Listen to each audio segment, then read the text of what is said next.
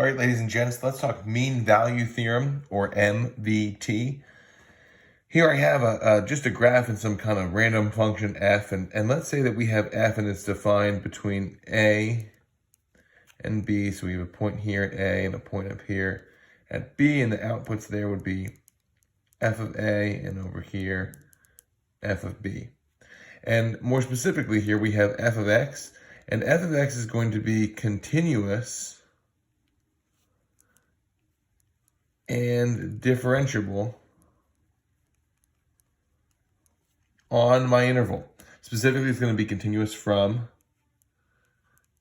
a to b, including the endpoints, and differentiable from a to b, not including my endpoints, as we can't be differentiable necessarily at endpoints of a closed function. But in this case, we're just going to talk about from a to b and say that these are the two things that kind of have to be true for the mean value theorem to apply, and we'll talk about why here in a second.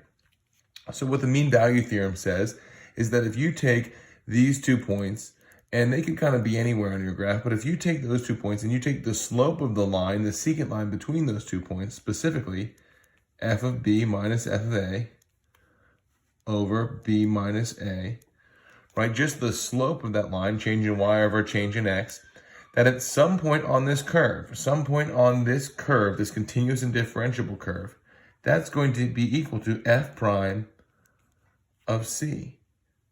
That somewhere on here, there exists a value c, some input c, where the derivative, the slope of the tangent line, is the same as the slope of the secant line.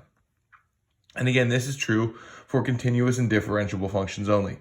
Let's first talk about why that's true, and then we'll look at an example real quick. So if I have some other function, and I'll just draw a quick sketch of axes in here, and maybe that function goes something like this. Maybe it's kind of an absolute value function. And we say that here is my a, and over here is my b value. And I have the equation of some secant line between those two. This function is a continuous function, but it's not differentiable on this interval. It's not differentiable specifically at this corner.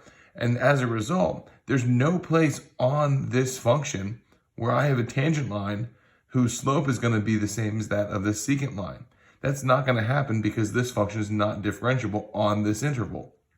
Now, it might happen, right? This could happen if a function was maybe not continuous, and the mean value theorem could happen to work out, but it's not guaranteed to work out. And we want something where the MVT is guaranteed to apply. So how does this work for a specific example? Well, let's take something easy. Let's take maybe f of x equals sine x. And we'll consider this on the interval 0 to pi halves. So somewhere on the graph of sine x, which kind of looks like this, right, between 0 and pi halves, somewhere on here, we're going to have a tangent line that is parallel to the secant line. The question is, maybe where on here? Well, because sine x is continuous and differentiable, this works out, right? And that's something we always have to confirm and probably explicitly state unless it's stated for us in the problem. We can look and see, okay, what is the slope of this tangent line guaranteed to be? And then we can go ahead and find where this is going to be located.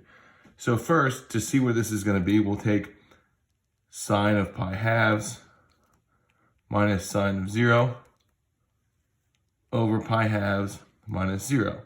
And that's just the slope of the secant line between those 2 points. Sine of pi halves is 1 minus 0 divided by pi over 2, which is just going to be 2 over pi. So somewhere on here, there's a value. There's an input value, a c value, if you will, where the slope of the tangent line would be 2 over pi. Where is that going to occur? Well, I can find it by taking the derivative of this function and saying, well, f prime of x is cosine x. And I really want to know, where is cosine x going to be equal to 2 over pi? So to solve this, I would take the inverse cosine and get x equals the inverse cosine of 2 over pi, whatever that happens to be as a decimal value. And we get some approximate decimal value that we kind of use as that c value. And guaranteed, that value, that x value, whatever it is going to be between 0 and pi halves. It's going to fit in on this interval between 0 and about 1.5-ish, a little bit more, like 1.57 and change. But you can see that the slope of the secant line and the slope of the tangent line here, they have the same slopes on sine x on that interval. And because this is a continuous and differentiable function, we can prove that to be true, and even go a step further, we can find the x value, right, where this is going to actually occur.